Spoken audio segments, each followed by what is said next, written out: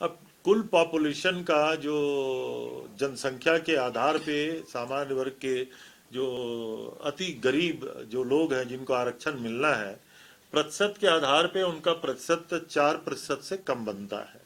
लेकिन कैबिनेट ने उसको 4% की मंजूरी दी है। इसलिए मुझे लगता है जो उच्चतम न्यायालय का फैसला है वो 10% देने का नहीं है। उच्चतम न्यायालय का फैसला 10% तक देने का है। इसलिए जो यहाँ की जनसंख्या के आधार पे हम विधेयक और कानून बनाने जा रहे हैं, तो जिसको जितना प्रतिशत के आधार पे उनका हक और हिस्सा बनता है, उसी के आधार पे ये विधेयक लाया जा रहा है। अब जिस तरीके से पटेल कमीशन को रिपोर्ट सबमिट करने के लिए कहा गया है, प्राइमा फेसी उनकी रिपोर्ट को हम लोगों ने बेसलाइन माना है। इसलिए मैं ऐसा समझता हूं कि हमारे आरक्षण के संदर्भ में जो विधेयक हम प्रस्तुत करने जा रहे हैं वो सफिशिएंट है और उन वर्गों को लाभ देने के लिए पर्याप्त है। ये आयोग काम करता रहेगा क्या बाकी और गिनती आगे? अब आयोग का कार्य अवधि अभी समाप्त हुआ नहीं है। आदरणीय नेता प्रतिपक्ष भाई नारायण चंदेल जी को नेता प्रतिपक्ष बने जुम्मा कितने दिन हुए हैं, किस विषय को कब तक कब उठाना चाहिए, उसको अभी मैं ऐसा समझता हूं कि थोड़ी वक्त लगेगा। माननीय उच्च न्यायालय के फैसले के बाद माननीय उच्चतम न्यायालय में हम लोगों ने पिटीशन दायर किया हुआ है। हमें उम्मीद थी कि वहां से हमको स्टे मिलेगा, क्योंकि अनुसूचित जाति और जनजाति का आरक्षण इस पर पॉपुलेशन होना है और माननीय उच्च न्यायालय ने जो फैसला दिया है उसमें उसका वायलेशन हुआ है।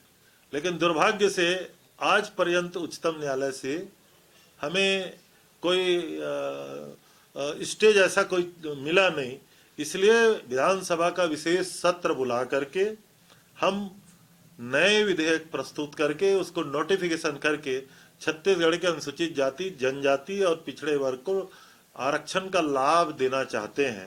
अब माननीय नेता प्रतिपक्ष जी कहते हैं कि 2 महीना क्या कर रहे थे, तो 2 महीना हम क्या कर रहे थे अलग बात, भारतीय जनता पार्टी में केवल परिवर्तन हो रहा था। छत्तीसगढ़ में स्वास्थ्य के विभाग में बहुत सारी योजनाएं हमारी संचालित है। दाई दीदी क्लिनिक, हाट बाजार क्लिनिक, मेडिकल मोबाइल यूनिट, और इससे लाखों लोग लगातार लाभान्वित हो रहे हैं।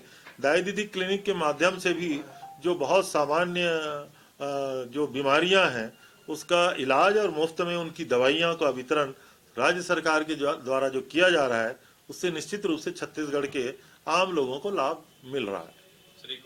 कह करके यात्रा को बदनाम करने की साजिश कर रहे हैं। मध्य प्रदेश के भारतीय जनता पार्टी के प्रवक्ता पारसर जी ने एक वीडियो वायरल किया और कहा कि भारत जोड़ो यात्रा में दूसरे प्रकार के नारे लगाए जा रहे हैं।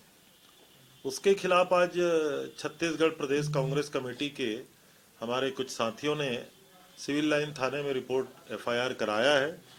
हम उम्मीद करते हैं उसकी जांच भी होगी और जो दोषी हैं उनके खिलाफ कार्रवाई होगी। एक बात एकदम स्पष्ट है कि सारा हिंदुस्तान लगभग अब राहुल जी के पीछे खड़ा दिखाई दे रहा है।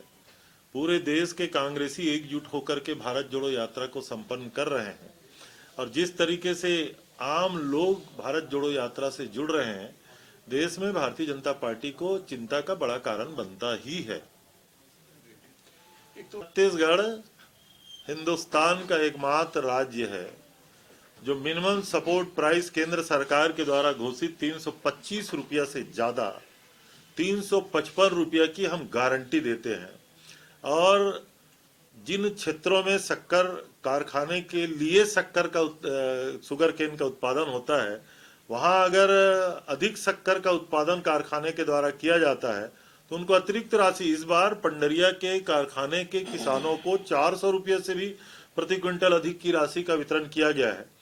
राजीव गांधी किसान न्याय योजना के तहत धान को हमने शुरुआत किया था, अन्य फसलों को भी उसमें शामिल किया गया और गन्ना को भी हमने उसमें शामिल किया है। और अभी पिछले हफ्ते ही माननीय मुख्यमंत्री जी के हाथों 73 करोड़ रुपया गन्ना उत्पादक किसानों के खाते में हस्तांतरित किया गया है।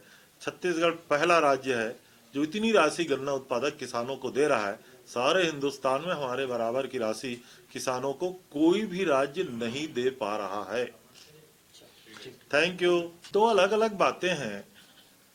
कल आदरणीय मुख्यमंत्री जी वित्त मंत्री की हैसियत से केंद्रीय वित्त मंत्री जी की बैठक में गए थे। वहां जो राशि की मांग की गई है वो केंद्र सरकार के द्वारा हमने कोई पैसा, खैरात का पैसा नहीं मांगा है। छत्तीसगढ़ को कोल की रॉयल्टी, माइनिंग का सेज, जीएसटी की क्षतिपूर्ति और जीएसटी का छत्तीसगढ़ का हिस्सा, ये चारों मिलाकर के लगभग 20,000 करोड़ रुपए से ऊपर होता है। इसके अलावा जो पुरानी पेंशन योजना हम लागू किए जिसमें हमारे पेंशनर्स के साथ 17,000 करोड़ रुपए की राशि हमको मिलना है, ये राशि तो छत्तीसगढ़ की सरकार का और छत्तीसगढ़ की कर्मचारियों का और छत्तीसगढ़ की जनता का हमारा हिस्सा है। इसके अतिरिक्त अगर केंद्र सरकार कोई राशि देना चाहे तो एक अलग बात है, लेकिन हमारे हिस्से की मांग करना और ये कह देना कि 60,000 करोड़ का कर्ज लिए हैं उसके बाद राशि की मांग करते हैं। कल माननीय मुख्यमंत्री जी ने कहा कि छत्तीसगढ़ सरकार की जो वित्तीय प्रबंधन है उसी तरीके से अन्य राज्यों की होनी चाहिए।